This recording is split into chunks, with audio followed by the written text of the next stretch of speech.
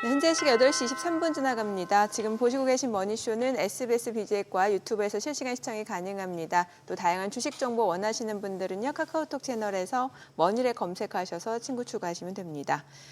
잭슨홀 심포지엄에서 제롬 파월 연준 의장의 발언, 시장에서는 비둘기 파지겠다 이런 해석을 내놓으면서 시장이 환호하는 분위기였는데 일단 노동시장 또 AI가 노동시장에 미치는 영향력에 대해서 이번 주제였잖아요. 이런 부분에서도 어떤 얘기들이 나왔는지도 좀 추후에는 좀 꼼꼼하게 좀 체크해 보시는 것도 좋을 것 같다는 생각이 드네요. 예, 그래요. 어쨌거나 네. 잭슨홀은 잭슨홀이었습니다. 네. 이게 꼭 시장이 한 번씩 최근 들어서는 거의 매년 시장이 주목하는 만큼 또 이렇게 모멘텀으로 작용했습니다만 글쎄요, 이따가 이충강 대표님의 또 분석과 시황을 들어봐야겠지만 저는 딱 아침에 토요일 날 아침에 확인하면서 이렇게 네. 장중 흐름, 특히 잭슨홀 연설 전후에 그걸 보면서 느낀 거는 이거는 그냥 혹시나 파월이 매파적일 수 있다 쪽에 베팅했던 포지션들이 네. 아니구나 하고 그냥 백기투항하면서 네. 기계들이 그냥 후다닥 네. 쇼커버링 나오고 달러 쪽에서도 달러 롱 잡았던 선수도 집어 던지고 채권 쪽에서도 그러면 금리 내리는 쪽으로 베팅 다시 이제 포지션 정리 이게 워낙 빛의 속도로 이루어지다 보니까 그렇게 나왔는데 문제는 요 지속성 같습니다. 네. 네. 시장에서 이 부분에 대해서 또 지속적으로 좀 상승 동력으로 이어질 수 있는지 여부라는 거죠. 그렇죠. 예. 예. 왔다 갔다 페드워치의 그 금리 인하 확률도 9월 금리 인하 확률도 지난 3일 사이에 맞아요. 굉장히 왔다 갔다 하는 거 보면 시장이 네. 일단은 파월을 비둘기파적인 도비시하게 받아들였습니다만 시장도 이렇게 조금 고민스러운 위치에 와 있다는 거죠. 네, 오늘 함께 해주실 분 모셔보겠습니다. 레그넘 투자자문의 이충광 대표님 함께합니다. 어서 오세요. 어서 오세요. 안녕하십니까? 네, 이 대표님. 예, 지금 제가 헛소리를 한 겁니까? 그럴듯한 얘기를 한 겁니까? 금요일 날 미국 장세. 절대 립서비스 아니고 저도 소장님하고 좀 비슷한 생각을 하고 있습니다. 약간 시장을 이렇게 올라가려고 하는 응집력이 좀 느껴지긴 했는데 네. 그거에 이제 시장이 조금 실제 제가 봤던 그 잭슨홀 심포지엄 스테이트먼은 그렇게 비둘기파적은 아니었다고 판단이 글쎄요. 돼요. 예. 그게 논란이 있어요. 하여튼 그날 시장은 올라줬으니까 저희 포트폴리오도 훨씬 많이 오르고 기분은 좋은데 소폭의 되돌림은 좀 있지 않을까 하는 생각이 들고 말씀이 나오는 김에 9월 달 금리 인하 가능성 여전히 저는 동결 가능성이 조금씩 높아지는 그래요? 길로 간다고 보고 있습니다. 왜냐하면, 남은 기간 동안에 네네. FOMC 전에. 네, 왜냐하면 이제 8월, 9월 건 이제 두 회차가 남았잖아요. PC건 지표들 예. 발표가.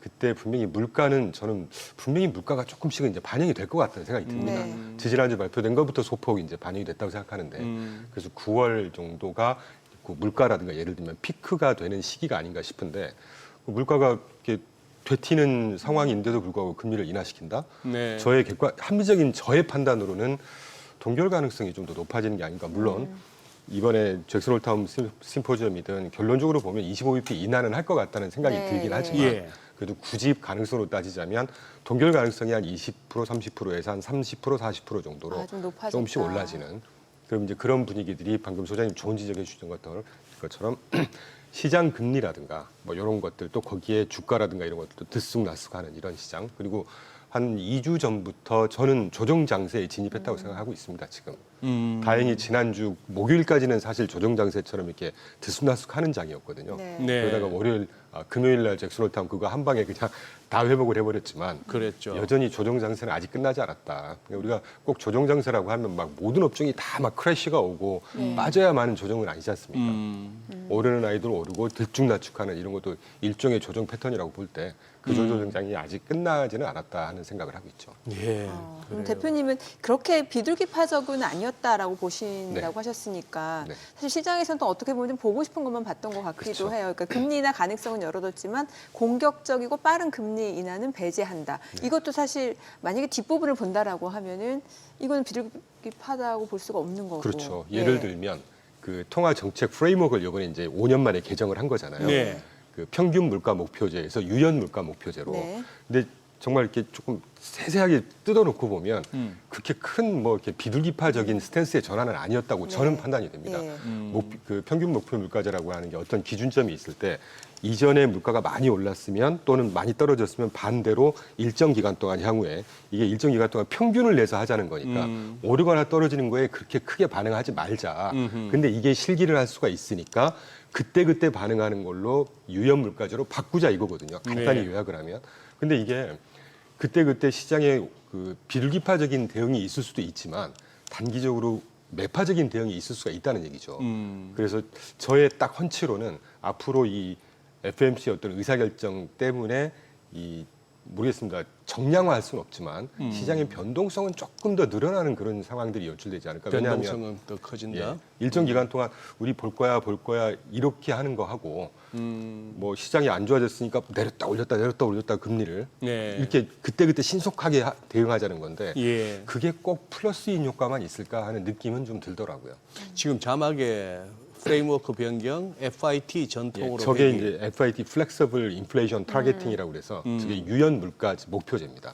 원래 저걸 쓰고 있었는데 팬데믹을 거치면서 FAIT, 그러니까 Flexible Average Inflation Targeting으로 평균 물가 목표제로 바뀌었다가 이번에 다시 이제 FIT로 복귀를 그렇죠. 하는 것이죠. 그러니까 중간에 A가 빠진 거죠. 네. 2020년에 한참 팬데믹 때 그때 물가가 막 올라가고 있는데 연준은 파월은 일시적일 것이야. 그리고 지난 수년간 2% 목표치에 미달하고 있었으니까 앞으로 향후 좀 2% 위로 올라간다고 해서 우리가 즉각적으로 금리 인상하는 건 아니고 평균으로 한번 따져보자. 그렇죠. 이것이 뭐 AIT FAIT. 평균 예, 스탠스 인플레이션 아니야? 목표치 목표제 이런 식이었는데 그게 다시 플렉스블하게 오를 것 같으면은 인플레가 불안하면은 금리 인상으로 바로바로 올렸다가 또 떨어지면 또 바로 떨어지고 내렸다가 이렇게 그 말은 아주 뒤집어 볼 것 같으면 이러다가 그 물가가 오르는 쪽으로 이렇게 계속 지표가 방향성을 정하면은 또 금리를 올릴 수도 있다는 쪽의 얘기가 되네요. 그렇죠. 그래서 저는 뭐 그때그때의 시장 상황이야 들쭉날쭉하겠지만 네. 총량 개념으로 보면 변동성은 조금 더 확대되는 이런 정책 대응이 되지 않을까 하는 느낌은 지금까지는 들고 있습니다. 물론. 요즘은 이렇게 시황 뭐 뉴욕에서 이런 일들이 벌어졌습니다라고 장황하게 설명하기에는 막 민망한 것이 우리 시청자분들이나 투자자분들이 공부를 너무 많이 하세요. 맞아요. 그래서 야, 그거 다 아는 얘기고 그 다음을 얘기해라 이렇게 말씀하시는 분들이 많으신데 그래도 이렇게 뭡니까 머니쇼에서 정리해 주겠지 해서 조금 이렇게 주말을 편하게 보내셨던 시청자분들을 위해서 그러면 어느 대목에서 시장이 저렇게 그러면 뭐야 할까요? 파월은 다소 연준은 매파적일 수 있어, 잭슨홀 회의가 매파적일 수 있어라고 기대하고 조금 포지션을 부축했던 선수들이 아닌가 보다 하고 덮었던 대목이 뭐죠? 2개 정도 있었습니다. 2개 정도. 그 지금 차트 보시는 대로 네. 이제 이 페드 연방준비제도가 의회로부터 부여받은 미션이라고 하죠. 책무라고 표현하는데 최대 고용과 물가 안정. 근데 네. 이번에 그 노동시장에 방점을 찍었죠. 아, 예. 네. 제일 위에 노동시장이 균형 상태가 돼 있다 지금. 네, 네. 그래서 정책 변경이 가능한 상황에 와 있다. 요거 하나 하고 제일 마지막에 그 노동 수요와 공급이 동시에 둔화하면서 특이한 균형이다. 뭐 저는 특이한 균형이라고 생각 안 합니다. 예. 공급 줄어들고 수요 줄어들면 그게 결국은 균형인 거니까. 어쨌건 그런데 그게 특이한 상황인데 결론은 이게 고용 하방 위험이 증가하는 상황일 거다. 왜냐하면 네네. 어떤 식으로든 고용 시장이 조금씩 위축되는 거니까. 네. 그래서 통화정책 조정을 정당화하는 상황이다. 요 2개가 그럼 통화정책 정당화한다는 거니까 이제 금리를 내리는 방향 아니겠습니까? 예, 예. 노동시장이 위축이 되면. 네. 근데 저거 하나의 방점을 찍고 시장이 폭등이라면 폭등 많이 회복을 했는데 문제는 물가 부분이죠. 연준이 지금 팬데믹 이후 또는 글로벌 파이낸셜 그 크라이시스인가요? 글로벌 금융위기 이후에 가장 중요시했던 특히 2022년도부터 인플레이션 파이트 아직 안 끝났습니다. 네. 그 물가 안정 부분이 지금 어떻게 될지 모르겠다는 거거든요, 여전히.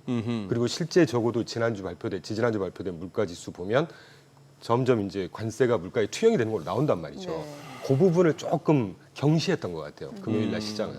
저는 저 부분을 조금 더 좀 중시해서 봐야 된다. 앞으로 네. 이제 물가가 조금 관세가 물가에 조금 더 이렇게 그 높은 수치로 이를테면 반영이 되지 않을까 하는 의미에서 9월 달에 금리 동결 가능성도 조금씩 높아지는 게 아닌가 하는 느낌이 드는 것이죠.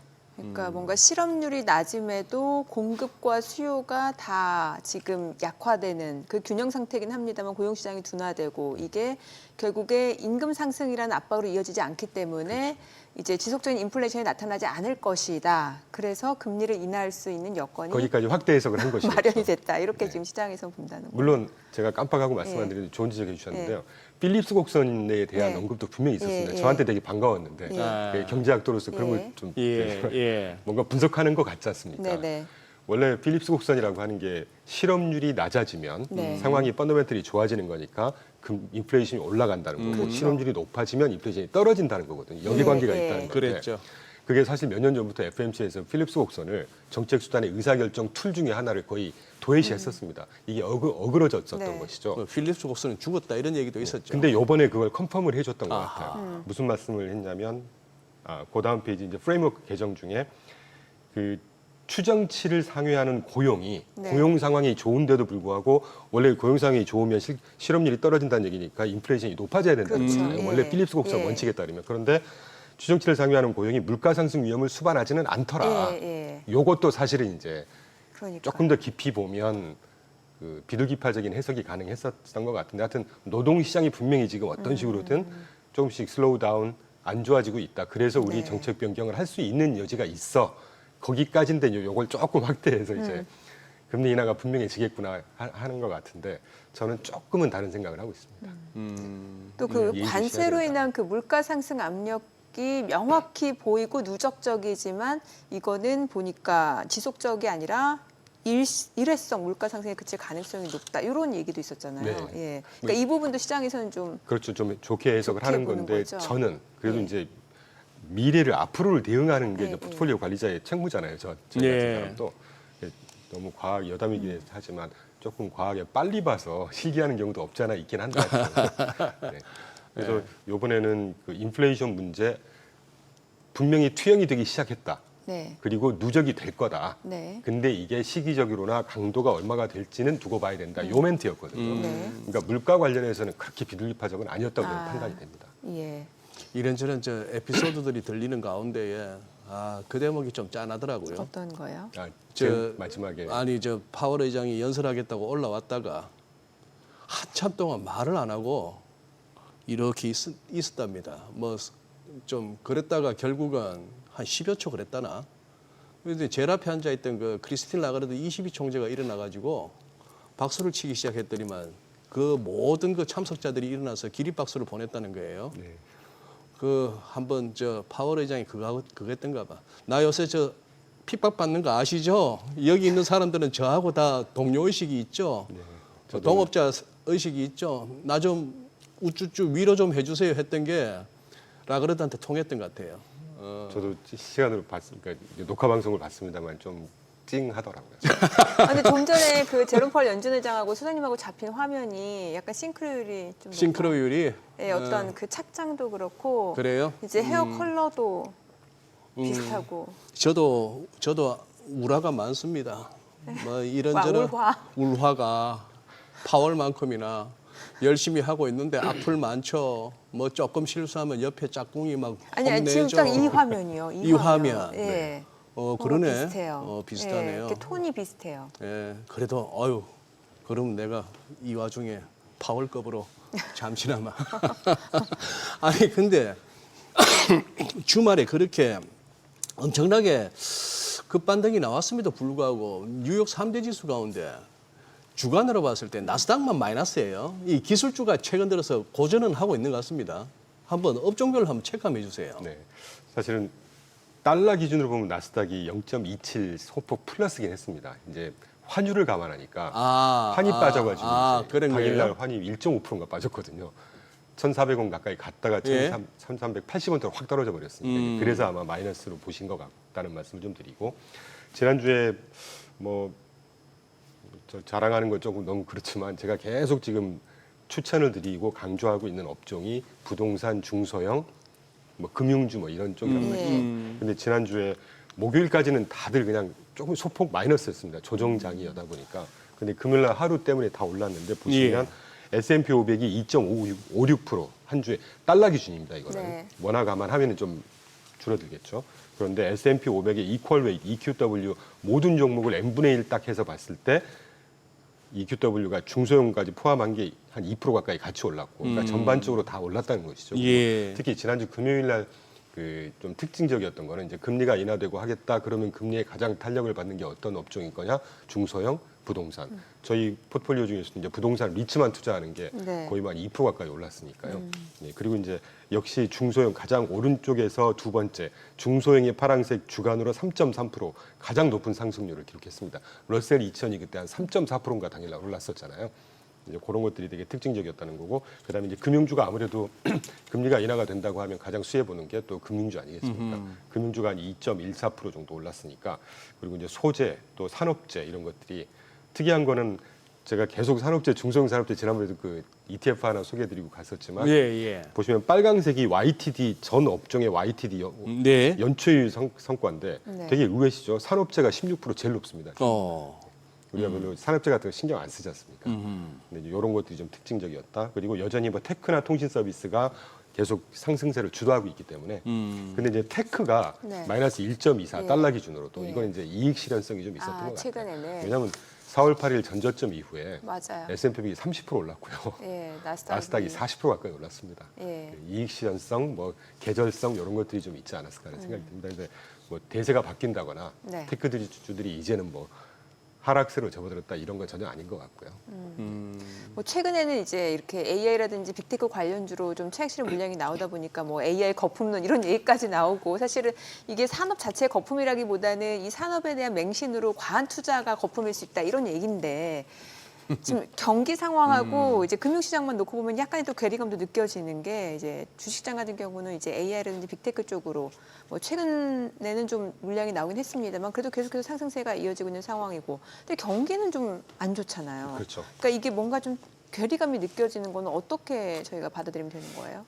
뭐 자연스러운 현상이다 일단 네, 자연스러운 간단히 먼저 현상. 말씀드리고, 그리고 예. 이제 좋은 내용을 한꺼번에 많이 주셔서 저도 드리고 싶은 말씀이 있으니까 네. 한번 이걸 다루기 전에 예. 샘 얼트만이 지난주에 네, 거품론. 거품론 네. 얘기하면서 제가 그 사이에 이제 방송에서 조금 외람되지만 이런 네. 표현 드렸거든요. 조금 임패를 확 드려야 될 것 같아서. 예. 샘 얼트만이 뭘 한다고. 챗GPT 아직 비상장 회사입니다. 예. 그리고 그 회사도 계속해서 투자를 받아야 되는 예. 상황이 있고요. 예. 최근에 경쟁사들이 막 올라오면서 예. 투자세도 막 늘어나고 이러니까 예. 본인이 받아야 될 걸 조금 이제 좀 뺏긴다는 느낌도 있었을 테고요, 네. 분명히. 예. 그래서 워싱턴인가에서 기자들하고 저녁 환담하면서 했다는 얘기 아니겠습니까? 그 친구가 뭘 한다고. 챗GPT의 창시자는 아니죠. 기술자들이 창시한 곳이지 샘 올트만이 창시했겠습니까? 그렇게 따지면 일론 머스크가 훨씬 더 천재고 마이크로소프트가 훨씬 거기다 투자한 회사니까요. 근데 이제 저 친구는 그러면서 제일 마지막 말미에에도 불구하고 우리는 데이터 센터 등 AI 전략적 투자 계속 할 거야. 네. 앞뒤 안 맞는 얘기를 했다는 네, 것이죠. 예. 그렇죠. 일단 약간 제가 일가를 모순적인. 꼭 하고 싶었습니다. 예. 그리고 내가 잘 돼야 되는데 그렇죠. AI 하면 샘 얼트만 이렇게 돼야 되는데 자꾸 약간 뭐, 그런 것 같아요. 그 메타에서 그 AI 그 인재들을 데리고 갔잖아요. 몇 큰 천억씩 돈을 주고. 들어가면서. 그러니까 그렇게까지 하지 말라는 뜻의 뉘앙스도 약간 있었던 경쟁심의 네, 그런 것 같아요. 표현이었던 것 같고요. AI 테크니션이지 시장 전문가는 아니지 않습니까? 네. 그런 생각하고 있고요. 그리고 사실은 그 뭐 금요일 날 잭슨홀 심포지엄 스테이트먼이 사실 지금 보시는 차트 한번 꼭 찍어주시는데 이 차트를 제가 그 수요일 날부터 만들어서 이틀 동안 만든 차트인데 요거를 딱 심포지엄에서 비슷한 내용을 언급을 하길래 좀 반갑다 하는 네. 생각이 들었는데 무슨 차트길래요? 예, 저게 이제 빨강색이 경제 펀더멘털의 흐름의 정도라면 우리가 예. 계량할 수는 없는 것이니까요. 파란색이 주가 상승의 강도입니다. 어허. 그러니까 주가 상승은 늘 경제 펀더멘털을 앞서서 과하게 반응하기 마련이죠. 왜냐하면 미래의 성장을 먹고 사는 게 주식 투자니까 괴리가 있긴 마련인데 최근 작년 중반이나 작년부터 최근에 이게 조금 더 정도가 벌어지는 것 같긴 합니다. 이 갭이 더 확대되는 것 같긴 해요. 근데 여러 가지 써놨습니다만 앵커님 지적해 주신 대로 최근에 실질 소비라든가 실질 GDP 성장률이라든가 고용 증가율 이런 것들이 지난해 말 대비해서 지금 거의 절반 수준으로 이거를 위축을 하고 침체로 간다는 거는 아닌 것 같고요. 네. 쿨다운 조금의 네. 부진 정도로 봐야죠. 이 관세 영향이 때문에. 네. 그래서 이제 그 실물 경기 펀더멘탈은 조금 약화되는 것 같은데 주식은 여전히 올라간단 말이죠. 네. 근데 이 요인을 보니까 잘하셨던 것처럼 주식 상승이라는 게 거의 뭐 중소형은 아직 꿈틀꿈틀하는 상황, 이걸 계속 끌어오는 게 이제 M7 빅테크주들 아니겠습니까? 요번에 요 갭의 차이가 뭐냐 한 세 가지 정리했는데 나머지 중요한 거 아니니까 빼고 그냥 정책 영향이 압도적인 거 아니겠어요? 이민 정책 때문에 심포지엄에서도 얘기한 것처럼 이민 정책 때문에 지금 고용 시장이 어떤 식으로도 위축이 되고 있다. 수요와 공급이 동시에 이제 해서 균형이긴 하지만 그리고 관세 때문에 펀더멘털이라든가 뭐 재정 문제가 긍정적으로 반응 또는 마이너스 반응이 혼재돼 있고 그리고 이제 OBBBA로 대표될 수 있는 조세 정책, 재정 정책 뭐 이런 것들이 어떤 식으로든 경제의 어떤 뭐 플러스든 마이너스 정책 변동성이 지금 막 되게 올라가 있는 상황이잖아요. 이런 것들 때문에 갭이 더 늘어나는 것 같은데 여기서 결국은 투자 아이디어가 뭐냐? 결국은 빅테크들이 상대적으로 더 많은 수혜를 계속 받을 수밖에 없는 이런 그림이 계속 되고 있다는 것이죠. 물론 여기서 이제 비관론자 분들께서는 빅테크의 가격 부담, 밸류에이션 부담을 계속 얘기할 수 있는 여지가 있을 것이고 저 같은 사람은 에도 불구하고 수익성이 막대하기 때문에 여전히 리더십은 가져갈 거다. 그리고 하반기에 지난주 제가 자료는 준비해서 말씀을 제대로 못 드리고 갔지만 하반기에 굵직굵직한 호재가 굉장히 많이 준비하고 남아 있습니다 지금. 그런 것 따지면 결국에 어떤 가격 부담이라든가 이런 슬로우다운의 어떤 트렌드가 결국은 다시 올라가는 양적 성장을 만들어내지 않을까 미국의 정책적인 차원에서 이런 생각을 하고 있는 것이죠. 이제 결국 뭐 파월 의장의 잭슨홀 연설을 듣다 보니까 이제 9월 FOMC 한 16, 17 그때인데 그 앞에 이제 우리가 평소에도 중요시했습니다만 다음 달 첫 금요일 날 발표되는 이 8월 고용 지표가 진짜 중요하게 됐어요. 그렇죠. 지금 이제 시장이 지금 같은 논리로 환호하려면은 고용 시장 지표가 나빠져야 됩니다. 여기서도 또 보면은 주식을 뭐 주식 투자를 갖다가 할 여력이 없거나 하루하루 진짜 그냥 해고 통보나 레이오프 당하면은 그냥 당장 이번 주 주급이 끊기면서 어디서 자야 될지가 걱정되는 사람들 입장에서는 야 고용 나빠진다고 주식시장이 올라하면서 거기서 또 엄청난 괴리감 내지는 어떤 배신감 이 세상이 뭐야 이럴 싶을 수도 있겠습니다만 자 고용 지표는 중요해졌는데 그 전에 당장 이번 주 PC도 그렇고 저는 엔비디아가 궁금해요. 다시 실적. 엔비디아 실적. 지금 여기서 그러면 최근 들어서 조금 이렇게 M7을 비롯한 기술주들이 다소 레벨 부담을 느끼고 있는 와중에 엔비디아가 여기서 더 가도 돼? 여기까지인가 봐를 갖다가 어느 정도 좀 정해주지 않을까 싶은데. 시장의 방향성을 좀 이렇게 그죠? 트리거 역할을 할 거라고 저희도 생각하고 있고요. 그런데 저는 나쁘지 않을 것 같습니다. 나쁘지 않을 것 같다. 왜냐하면 TSMC가 그보다 먼저 한 달에 2번 정도 이렇게 실적 발표를 하지 않습니까? 지금 계속 사상 최고치 실적을 발표하고 있거든요. TSMC가. 그럼 TSMC가 전 세계 이제 만들어내는 패블리스 역할을 하는 공장 역할을 하는 곳인데 그거에 결국 발주하는 회사들이 엔비디아 등등을 비롯해서 설계하는 회사들이잖아요. 네. 그러면 발주를 받아서 생산해내는 실적이 좋다는 얘기는 발주해주는 회사 실적도 좋다는 얘기 아니겠습니까? 우리 심플하게 생각해보면 이제까지 계속 그런 패턴이었습니다. 그래서 저는 엔비디아 사실은 그 저는 당초에 이 잭슨홀 심포지엄에서 별 내용이 없을 거라고 생각을 했거든요. 근데 확실히 뭐 저 같은 미물보다는 참 대단하시다라고 생각하는 게 저도 그 제롬 파월이 여담이긴 하지만 제롬 파월 입장을 좀 이해하려고 하는 편이었는데도 불구하고 지난번에 고용 보고서 발표된 이후에 5월, 6월 달이 굉장히 줄어들었다는 거잖아요. 그래서 제가 간혹 방송에서 이미 실기 한번 할 거다라는 표현을 쓰고 있었는데 확실히 정말 기민한 것 같습니다. 그래서 하여튼 이번에 바꿔줬고 그런 역할들이 결국은 또 지금 그날 뭐 금요일 날 주가에서 봤듯이 금리가 인하되면 결국은 부채 부담이라든가 재무 건전성 이런 것들에 도움이 되는 거 아니겠어요? 엔비디아라고 그런 효과를 안 보겠냐는 얘기죠. 상대적으로 중소형이 더 많이 보긴 하지만 그래서 하여튼 연거푸 말씀드리지만 TSMC 실적 좋았던 거를 가지고 우리가 유추할 수 있는 적어도 엔비디아 나쁘지 않을 거라고 생각을 하고 있고 그래서 그 전에 심포지엄 나오기 전에는 다음 주에 이제 결국 엔비디아가 이 시장의 방향성을 결정하는 역할을 할 거다라는 생각을 하고 있었죠. 지금도 마찬가지 생각을 하고 있습니다. 네. 그런데 지금 우리 이 대표님 가져오신 자료 차트 중에 두 개가 좀 엇갈리네요. 하나는 보니까 모기지 연체율하고 하이힐드 스프레드 이런 거는 보니까 뭐 주식하면서 별 걱정 안 해도 될 것 같은데 그 다음에 이거 계절성 이 9월 달이 별로 과거 역사적으로 안 좋았다. 이 그림을 보니까 또 살짝 걱정도 되고. 그러게 말입니다.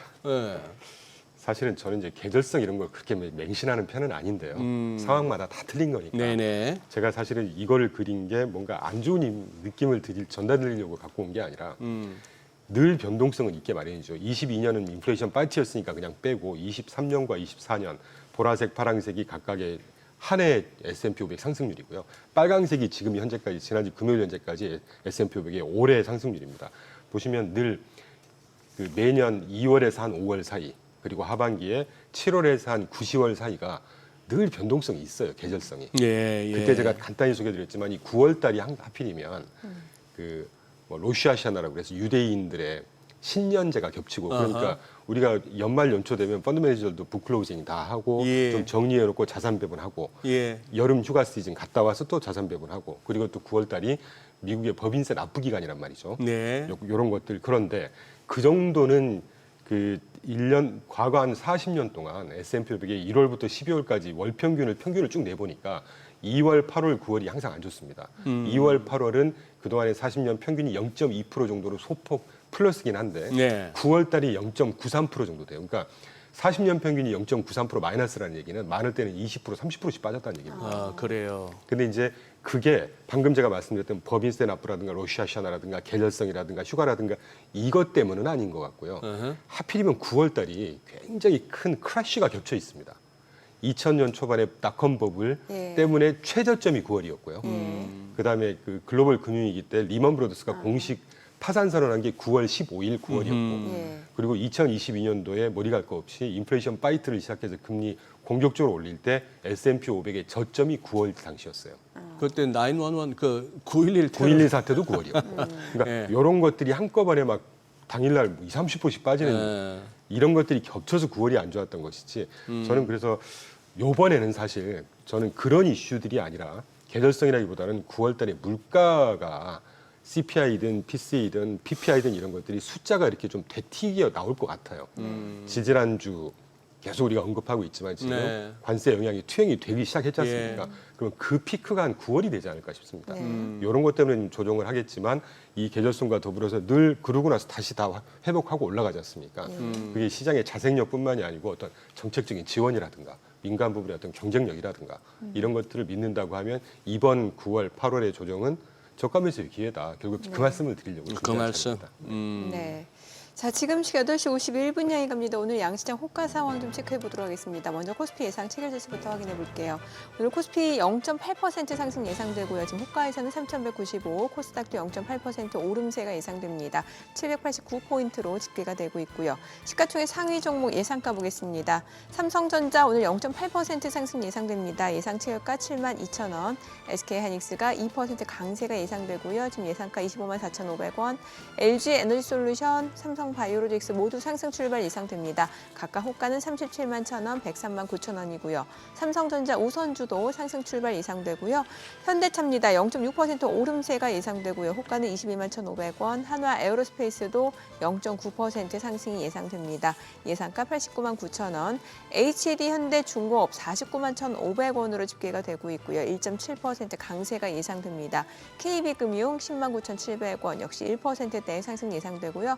두산 에너빌리티가 2% 오름세가 예상됩니다. 지금 예상가는 6만 3,700원으로 나타나고 있습니다. 코스닥 시가총액 상위 종목 예상가도 보도록 하겠습니다. 알테오젠 오늘 2.8% 강세가 예상됩니다. 지난주 금요일에 4% 반등을 보여줬었는데 오늘 추가적으로 상승세가 이어질 걸로 보여집니다. 호가는 43만 4천 원. 에코프로비엠, 에코프로 역시 2%에서 3% 강세가 예상됩니다. 각각 호가 13만 1,300원, 5만 5,500원. 펩트론도 3.6% 상승 예상되고요. 호가는 32만 6천 원. 이 가운데 파마리서치가 소폭 하락 예상되고 있습니다. 그리고 삼천당제약이 0.6% 상승 예상되고 있습니다. 지금 호가는 17만 5,700원. 이 가운데 ABL바이오, 리가캠바이오가 4% 강세가 예상되네요. 각각 예상가 8만 5,600원, 14만 6,600원이고요. 레인보로보틱스도 2% 상승 예상되고 HLB 보합 예상되고 있습니다. 자, 이제 개장까지 7분여 가량 남았는데요. 자, 오늘 양시장 지금 강세가 예상되고 있는 상황이고 특히 뭐 제약바이오 쪽도 오름세가 예상되고 사실 뭐 제약바이오는 전통적으로 좀 금리나 기대감이 나오면은 좀 오르는 섹터기도 한데 예. 글쎄요, 오늘 그러니까요. 시장 흐름이 좋아 보이네요. 호가 예. 분위기는. 뭐 당연히 오늘 하루 정도는 그래도 좋은 게 당연한데 보면서 참 그간 게 아까 우리 장현재 캐스터가 소개했던 넥스트레이드 이제 개장 네. 전에 그쪽 흐름은 이거보다는 더 좋아야 되는 흐름이었거든요. 근데 요거는 지금 현재 동시효과 봐서는 그거보다는 좀 못하고 네. 또 금요일 날 야간 선물 상승폭에도 못 미치고 예. 그런 상황이라서 일단 금요일에 환호했다가 지금은 이제 미국장 지수선물 흐름도 보고 약간은 이제 파월이 금리 내린데 9월에 했던 거기에서 조금 따져볼 건 따져봐야 되는 거 아니냐 하는 쪽으로 시장은 이제 살짝 이제 스탠스가 좀 차분해진 것 같은 그런 느낌인데 이것도 모르겠습니다. 한번 뚜껑 열어봐야 되겠네요. 그래도 네.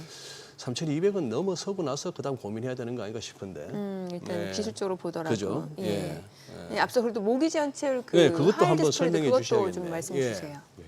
그 우리가 이제 가계 재정 건전성, 예. 소비를 지지할 수 있는 가장 끝단의 중요한 네. 지표. 잘 보자. 제가 사실 이 지표는 그 투자자 교육을 할 때 좀 쓰는 지표인데요. 네. 그 우리나라도 마찬가지지만 미국 가계가 총 뭐 20조 달러인가의 부채를 갖고 있다고 합니다. 부채. 네. 그 중에 66%가 모기지 부채라고 하거든요. 우리나라도 마찬가지죠. 금액이 이해가 크니까. 되는 비율이네요. 그 예. 66조가 불안하냐 마냐. 이게 사실은 작년 재작년도에 그 금리가 이제 고금리로 뛰니까 이것 때문에 이자 부담이 많아지지 않을까. 우리나라도 마찬가지지 않습니까? 네. 그런 비관론자들이 되게 많았는데 그거는 제가 외람되지만 모르고 하는 소리였어요. 왜냐하면 미국의 그 모기지 금리는 고정금리입니다. 다. 거의 95%가 고정금리. 예. 우리나라처럼 변동금리 아닙니다. 예. 그래서 낮을 때 뭐 평균 2, 3% 정도로 조달해 놨던 그 금리로 계속 유지를 하고 있다는 측면에서 문제가 안 된다고 보고. 근데 중요한 건 이 고금리 때문에 이제 모기지가 부도율이 높아질 거고 뭔가 2008년도에 막 이런 위기가 있었으니까. 그런데 부도율보다 먼저 오는 게 연체율이잖아요. 모기지 연체율을 보시면 역대급으로 가장 낮아요. 지금 1.8%보다 낮습니다. 연체율이. 예. 그러니까 굉장히 그 가계 건전성이 아직 받쳐주고 있다는 얘기고 그러네요. 여기에 연계된 뭐 소매 판매라든가 이런 소비 지표가 조금 더 관세 때문에 상반기에 좀 위축은 되긴 했지만 이 소비세가 여전히 살아있다라고 저는 좋게 해석을 하고 있다는 측면에서 꼭 가져왔고 그리고 이제 기업 부문 한번 보자는 거죠. 네네. 좋은 기업, 뭐 중견 기업 볼 필요 없지 않습니까? 다 워낙 좋으니까. 근데 제일 불안한 게 뭔가 시장이 안 좋고 불안하고 이러면 이 중소기업들보다 더 안 좋은 하이힐드 기업들이 가장 문제가 되는 것이죠. 네. 재정 건전성도 안 좋고 재무 조달도 힘든 그 기업들의 재무 조달을 할 때 얼마나 큰 부담, 금리를 높게 요구하느냐가 하이힐드 스프레드지 않습니까? 네. 빨간색이죠. 네, 하이힐드 스프레드도 지금 예. 가장 낮은 수준입니다. 네. 역대급으로 보시면 그 어떤 위기가 있었을 때 보면 그 음영 처리해 놓은 부분이 경기 침체라고 표현한 건데 프레드에서 방 튀네요. 네네.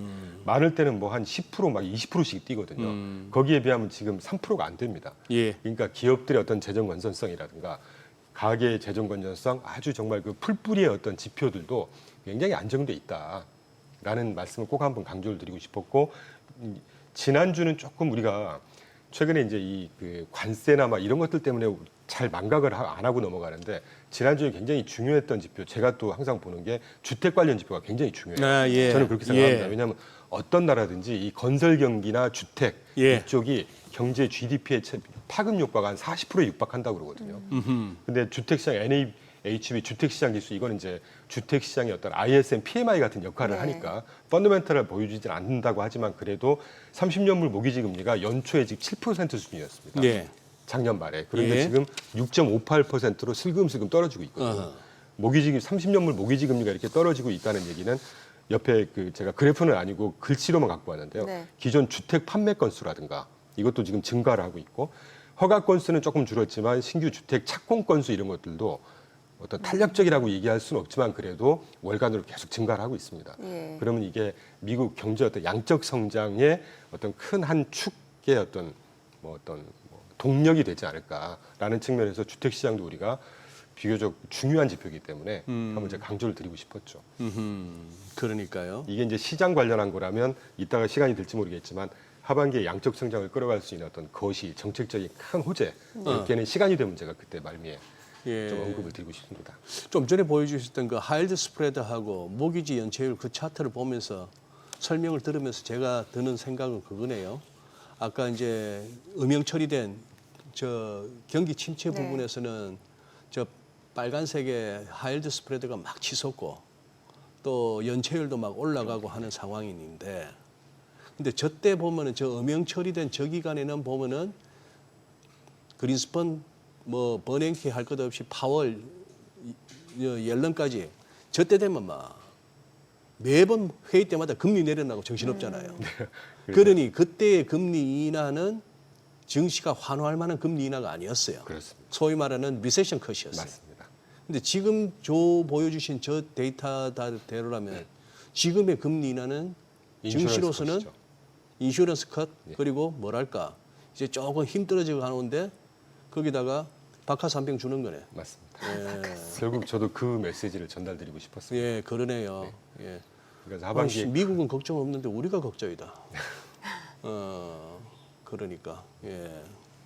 네, 이러다 보니까 소비자들은 일단은 뭐 경기가 그렇게 안 좋진 않더라도 뭐 지금 관세에 대한 불확실성도 있다 보니까 지갑을 좀 닫는 분위기인 것 같거든요. 당연히 예. 그러게 마련 아니겠습니까? 예, 예. 저도 마찬가지고 지난주에 좋은 지적해 주셨는데 네. 지난주에 소매 판매 예. 네. 전달 전전달이 0.8% 성장했다가 전달 발표된 게 0.5% 성장했거든요. 월간으로 네. 소매 판매가 예. 전전달 대비 위축된다고 해서 그렇지 절대 이거 위축된 레벨 아닙니다. 예. 0.5%면요 평균이 0.3에서 0.5%예요. 매우 월간 소매 판매 성장하는 게. 근데 더 중요한 건 항목별로 보면 예. 제가 보여드리긴 했었는데 다 증가했고 괜찮은데 그 중에 이제 넌스토어. 네. 저는 그 실제 소비자가 살아있는지를 보려면 넌스토어를 봐야 된다고 보거든요. 온라인 예, 세일즈입니다. 예. 저도 저희 집사람도 그렇고 다 온라인 구매하셨습니다. 요즘에 장 볼 그렇죠. 때. 예. 그게 0.8% 성장했어요. 월간으로. 보통 필수 소비재 주문할 때. 아 그럼요. 예. 대신 레스토랑 소비가 마이너스 0.4%였습니다. 나가서 안 사 먹는. 재량 쪽 소비라고 해서 뭔가 위기가 있고 불안하면 이런 이를테면 럭셔리한 소비를 예. 줄이기 마련인 것이죠. 네. 네, 요거만 집중하면 또 소비가 꺾였다. 전체를 봐야 된다. 이제 그 말씀 꼭 드리고 싶었던 얘기 것이죠. 좀 더 개장하고 좀 더 네네. 들어보도록 하겠습니다. 자, 오늘 국내 증시를 확인해 보자. 개장합니다.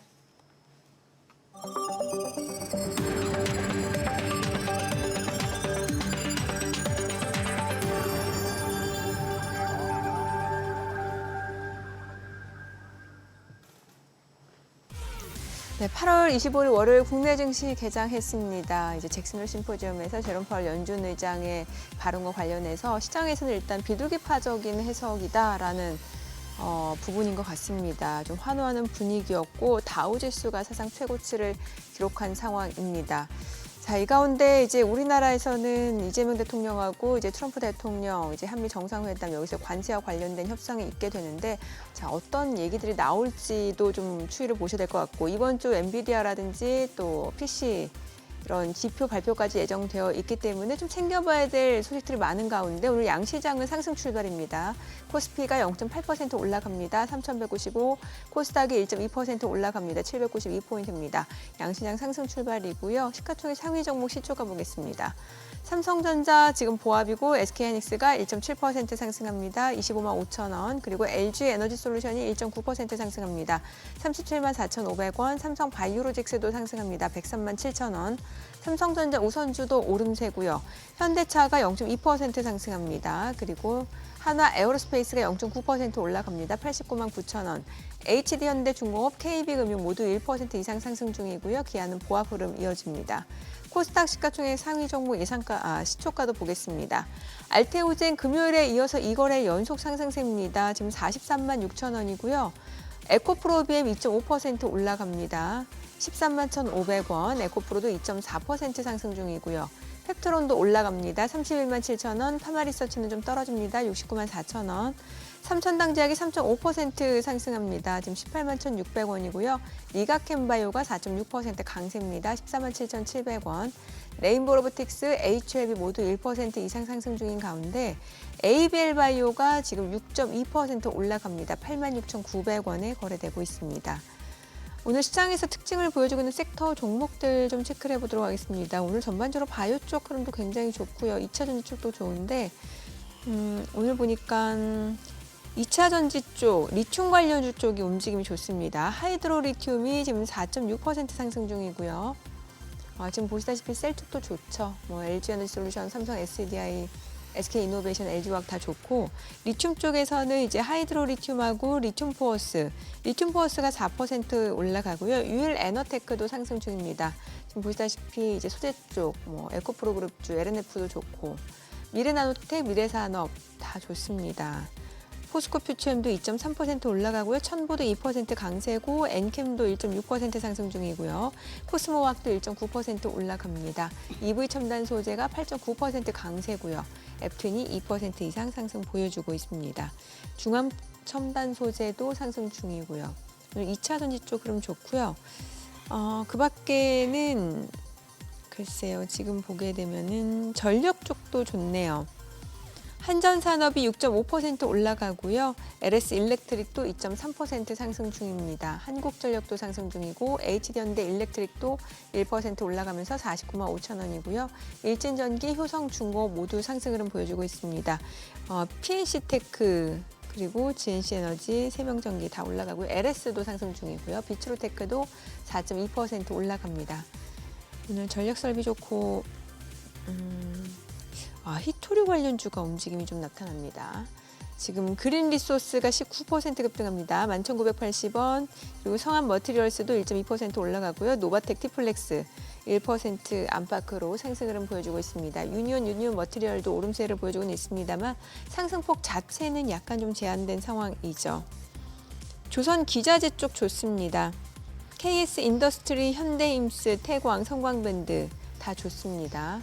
지금 이제 KS 인더스트리 같은 경우 17% 급등 중이고요. 오리엔탈 전공 4.7% 올라가고요.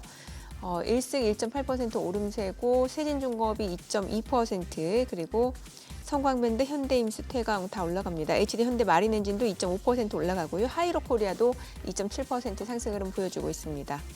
수급 상황 체크해 보겠습니다. 오늘 유가증권 시장에서는 개인 투자자가 1,207억 원 매수 우위고요. 외국인과 기관은 각각 826억 원, 412억 원 순매도를 나타내고 있고요. 코스닥에서는 개인과 외국인이 각각 62억 원, 75억 원 순매수, 기관은 64억 원 매도 우위를 나타내고 있습니다.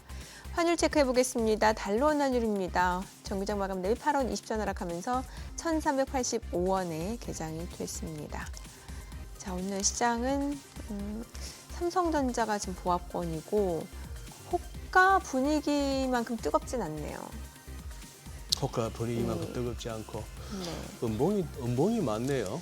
예, 그렇습니다. 저 항상 이렇게 개장 그거 해줄 때마다 저는 뭐 오르고 내리고도 중요하지만 오른쪽 제일 오른쪽 칸에 그 일봉을 갖다 저 캔들로 나타낸 저 부분도 어떻게 보면은 시장의 전반적인 기운이나 분위기를 느끼는 데 도움이 되는데 참여자들 심리가 나오니까. 나오죠. 딱 지수 처음 확인하자마자 저 인이어에서 들리는 그 소리가 너무 뭐예요? 인상적이었습니다.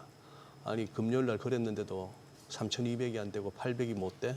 우리 지수가 그러니까 생각보다 약한 거죠. 생각보다 약하고 환율도 NDF 시세에서 시세했던 것보다 낙폭이 적습니다. 낙폭이 적다는 얘기는 금요일 그걸 가지고 마냥 환호하지는 않는 좀 신중함을 보이네요, 우리 시장은. 그리고 또 우리 국내적으로 또 그게 있잖아요. 노란봉투법 같은 거 통과 이런 것들은 시장으로 하여금 아무래도 마구 달려가기에는 좀 힘든 재료라 봐야겠죠. 그렇죠. 네. 그리고 또 한미 정상회담도 이제 잡혀 있고 하니까 뭐 그런 것 같습니다. 기본적으로 외국인이 안 사네요. 네. 코스닥에서는 순매수인데 현재 예. 오후까지 추세를 봐야 되겠고 와 니케이가 신났네요. 얘는 한 1.2% 오르네요. 개법 출발해가지고 조금 또 그동안에 잘 달린다 싶었더니 8월 와서 조금 상대적으로 미진하네 우리 시장이. 네. 그 아까 우리 이 대표님 얼추 그거 말씀은 다 듣고 간 것 같은데 우리 시장 좀처럼 그거 안 하십니다만 이 상대적으로 좀 그거 한 거 이 대표님은 뭐라고 보십니까? 이거 약간 조금 상대적으로 조금 미진해요 우리가 오늘 같은 경우는 이제 정상회담 아니겠습니까? 거기서 이제 어떤 요구를 미국에서 할지 네. 떠오르는 건 되게 많지만 하여튼 네. 굉장히 굵직굵직한 이슈가 거론이 되지 않을까 하는 생각이 들고 그죠? 그 중에서 방송에서 하실 수 있는 내용만 해보세요. 약간 그 주말에 보니까 원자력 폐기물 재활용 문제, 네. 뭐 농축 문제 이런 네. 거 갑자기 툭 튀어나오는데 네. 제가 볼 때 그 중요한 거 아닌 것 같고요. 네, 네. 미국에서 해줄 리도 없고 네. 원래 그 천연 우라늄이라는 게 한 80-90% 정도 농축이 돼야 그때부터 무기가화가 된다고 예, 그러거든요. 예. 근데 요거를 이제 일반 그러니까 핵무기를 안 갖고 있는 나라들한테는 네. 핵 처리를 산업용으로만 써. 이를테면 20%까지만 딱 제한을 걸어놓은 상태입니다. 그걸 더 해달라. 그래서 우리 좀 활용하겠다. 파이로 프로세싱이라고 그래서 이제 그 연구 목적이라든가 산업용으로 쓰면 이거 해달라는 건데 제가 볼 때 이런 표현 써도 죄송해요. 택도 없고요. 왜냐하면 전략 자산 두 가지입니다. 핵무기, 에너지. 이 핵무기를 다른 나라들한테 뭐 이런 여지를 줘가지고 무기화할 수 있는 이런 여지를 전통적으로 그랬던 적이 없어요, 미국이. 제가 뭐 미국 입장에서 이런 뜻이 아니고 일단 그런 생각하고 있고 이제 문제는 그 우리나라 이제 방위비 분담 문제라든가 네, 그것도 이제 다른 뭐 방송에서 언급할 수 없는 어떤 정치적인 어떤 이슈들이 꽤 산적을 해 있는 걸로 저는 생각하고 있거든요. 예. 이런 것들에 대한 뭔가 이제 액션이 좀 있지 않을까. 또 트럼프 성정으로 봐서는 젤렌스키 굉장히 많이 혼내고 막 이런 식이잖아요. 예, 예. 그래서 가서 영어 쓰면 안 된다고 하는 얘기도 있더라고요. 왜냐하면 괜히 어줍지 않은 표현으로 오해를 불러일으킬 수도 있기 그리고 때문에. 막 이상한 표현 잘못했다가는 네. 트럼프 원래 정상들은 자기 나라 말은 모국어를 쓰고 통역을 써야죠. 그렇죠. 예, 예, 예. 근데 거기서 막 어설픈 얘기하고 이러면 젤렌스키가 처음에 2월달에 그랬잖아요. 혼쭐 나서 보냈지 않습니까? 네, 그러니까요. 그래서 이제 거기에 대한 관망세 정도도 있을 것 같아요. 예. 그리고 이제 아까 좋은 표현 해주셨지만 이 세법 개정, 그다음에 이렇게 상법 개정 야. 이게 시장하고는 좀 괴리가 있는 방향이기 때문에 예. 그게 전반적으로 크게 바뀌지는 않는 상황이라고 저는 이해하고 있거든요. 그런 것들이 어떤 망령 내지는 그런 영향이 좀 있지 않을까 하는 뭐 생각이 듭니다. 노란봉투법 그 결국 국회 본회의를 통과해서 이제 됐으니까 그나마 6개월 유예 기간이 있더만요. 기업들은 6개월 사이에 전략적 의사결정에 바쁠 것 같습니다. 여기 노란봉투법 참 예. 네. 아니 그리고 이제 시간 되면 조금 더 해주실 수 있다는 얘기 좀 들어보고 싶은데요. 하반기에 호재 몇 가지를 예, 그냥 호재. 분리 포인트로만 좀 말씀드리겠습니다. 호재. 일단 첫째 기업 실적 올해 2, 4분기가 가장 암울했습니다. 예. 우리나라요? 네, 미국이 미국이죠. 예. 2, 4분기가 EPS 성장률 연율화가 4.9% 예상을 했다가 지지난주까지 딱 실제로 지금 실현되는 거 보니까 분기별 EPS 성장률 2, 4분기가 11.3% 지켰거든요. 예. 나쁜 상황 아닙니다. 예. 올해 3분기, 4분기, 내년 1, 2, 4분기로 갈수록 분기 EPS 성장률 연율화가 무려 13, 14%까지 계속 치솟고 있어요. 그리고 어닝스 리비전이라고 하죠. 기업 이익 수정 비율이 계속해서 드라마틱하게 개선이 되고 있다는 거 첫째 하나. 두 번째 우리가 내내 언급했어도 OBBBA. 네. 거기에 뭐 감세 규제 완화는 당연한 것이고요. AT&T가 3주 전에 2, 4분기 기업 실적 발표하면서 AT&T 대표적인 통신사 아니겠습니까? CEO가 나와서 분명히 얘기를 했습니다. 이 OBBA에서 설비 투자를 일시에 비용 처리를 해주는 덕분에 25년부터 27년 3년 동안 적게는 한 30억 달러, 크게는 80억 달러 정도의 비용 인하 마진 개선 효과가 분명히 예상이 된다. 이런 큰 호재. 그리고 지금 금요일 날 잘 봤지만 금리 인하가 어떤 식으로든 한두 차례는 할 것 같거든요. 이런 호재. 그리고 또 하나 이제 이 금리 쪽을 확실히 묶어둘 수 있는 SLR 규제 완화, 그 보완적 레버리지 비율 네. 이런 것들이 굵직굵직한 게 남아 있기 때문에 저는 여러 가격 부담 또는 어떤 변동성에도 불구하고 관세에 따른 물가 영향에도 불구하고 우상향 양적 성장을 기본적으로 전제하고 있습니다. 그래요. 저기 이 대표님 이거 어떻게 보세요? 지금 인텔 말입니다. 네. 이제 미국에서 보조금 준 만큼의 지분을 받아가지고 그게 한 10%? 네. 10% 인텔 전체 지분에 하기로 그러면서 최대 주주가 돼버렸다고요.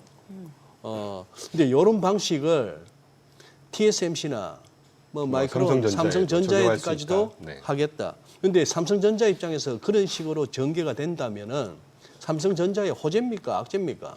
어떻게 판단하세요? 저는 호재라고 봅니다. 호재라고 본다. 네. 그리고 뭐 오늘 아침까지도 오면서 보니까 뭐 중국처럼 이렇게 막 어떤 반 자유주의적인 어떤 시장 체제에도 어긋나는 이런 스탠스 취하면 안 된다 뭐 이런 비판 내지는 평론들이 많은데 네. 핌코라는 회사가 핀코. 제가 네. 알리안츠 글로벌 자산운용 근무할 때 계열사가 핌코잖아요. 예. 핌코라는 회사가 저는 정말 대단하다고 생각하는 게 이미 2011년, 2012년도에 예. 시장 전망에서 이런 내용을 언급을 했어요. 뭐라고 언급을 했냐면 경제 민족주의, 내셔널리즘, 뭐 자국 우선주의 이런 것들이 팽배할 거다. 파퓰리즘이 팽배할 거다. 이러면서 어떻게 보면 이 국유화까지는 아니지만 정부 지분을 확보한다고 하는 것은 철저하게 정부에서 전략적으로 우리 관리하에 두겠다는 거지 않습니까? 그거는 프로텍셔니즘을 이제 여실히 드러내는 것이거든요. 앞으로 이런 추세는 계속 될 거라고 저는 보고 있습니다. 뭐 일각에서는 국가자본주의라는 용어를 쓰던데. 네. 네. 그리고 이거를 뭐 중국처럼 따라하면 안 된다. 그게 무슨 의미가 있습니까? 지정학적이라고 하는 거는요. 국가의 운명이 걸린 게임입니다. 이거는. 그러니. 현실 정치죠. 예. 네, 오늘 여기까지 듣겠습니다. 그래요. 내용 잘 들었습니다. 고맙습니다. 고맙습니다. 감사합니다. 네, 오늘 들으신 내용과 관련해서 더 다양한 정보 원하시는 분들은 카카오톡 채널에서 머니랩 검색하셔서 친구 추가하시기 바랍니다.